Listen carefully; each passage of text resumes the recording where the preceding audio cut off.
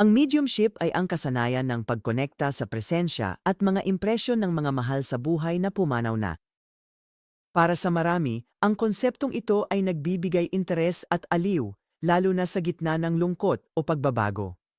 Ang pagiging medium ay may mga banayad na pahiwatig, damdamin, o simbolikong mensahe na nagdadala ng diwa at damdamin ng taong naaalala. Maaaring maging personal ang mga impresyong ito, na tila ang mga alaala at emosyon ay muling lumilitaw ng may linaw. Ang kahulugan ng pagiging medium ay hindi lang komunikasyon, kundi ang katiyakang hatid nito. Pinapaalala nitong hindi basta nawawala ang mga emosyonal na ugnayan, kahit wala na ang pisikal na anyo.